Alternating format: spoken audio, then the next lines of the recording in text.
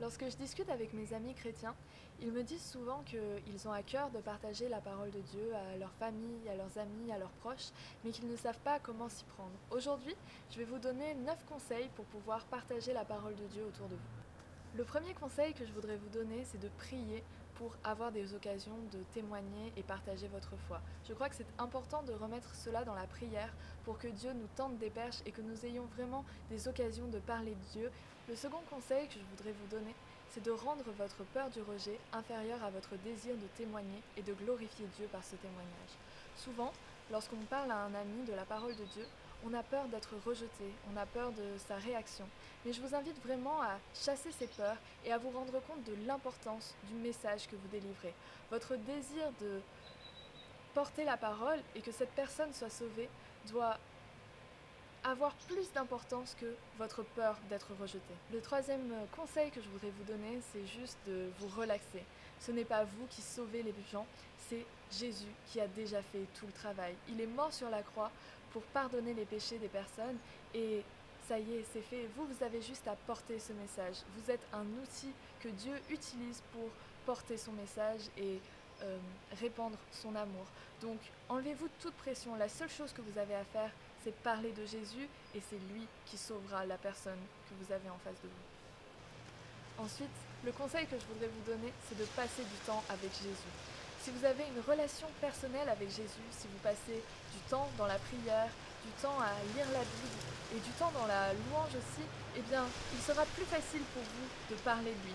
Aujourd'hui, si on me demande de décrire ma relation avec mon meilleur ami et de dire ce qu'il apporte dans ma vie et de décrire sa personnalité, de parler de ses qualités, ce sera vraiment facile pour moi parce que je le connais bien, on passe du temps ensemble et du coup, il sera vraiment très facile pour moi de parler de cela.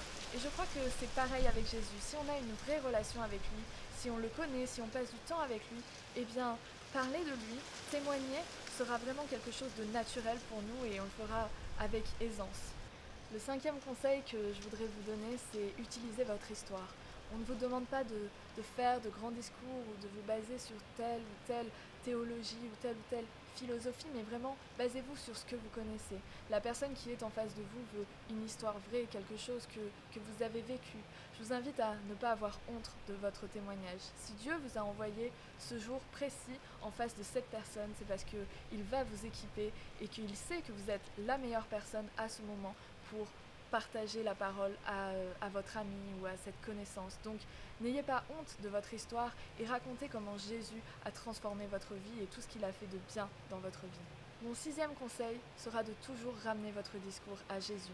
C'est lui le sauveur, c'est lui qui a transformé votre vie, c'est lui qui vous a aimé et je crois que c'est la partie la plus importante du message que vous avez à délivrer. Donc, dans tout ce que vous dites, rendez toujours gloire à Jésus et soyez reconnaissant pour ce qu'il a fait. Mon septième conseil, c'est de ne pas baisser les bras. Vous allez souvent être rejeté. Parfois, les personnes vont vous dire qu'elles ne sont pas intéressées ou vont montrer peu d'intérêt à ce que vous dites. Ne baissez pas les bras, continuez à leur parler de la parole de Dieu. Et si elles ne veulent pas entendre parler de la parole de Dieu, continuez à prier et espérez au fond de votre cœur que ces personnes seront transformées. Et là, vous verrez s'accomplir des miracles. Enfin, le dernier conseil que je souhaite vous donner, c'est d'aimer la personne que vous avez en face de vous. Le plus important, ce n'est pas de convaincre cette personne, de lui montrer que vous avez la vérité, que vous avez raison. L'important, c'est que cette personne soit sauvée. Et je crois que vous pouvez dire ce que vous voulez ou avoir les plus belles tournures de phrases, raconter les histoires les plus extraordinaires. Si vous n'aimez pas cette personne, alors ça ne fonctionnera pas. C'est par votre amour et vraiment par la manière que vous avez d'agir avec elle que vous allez pouvoir apporter un témoignage.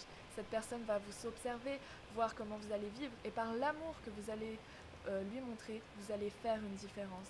Et je crois que c'est ça qui a de plus important.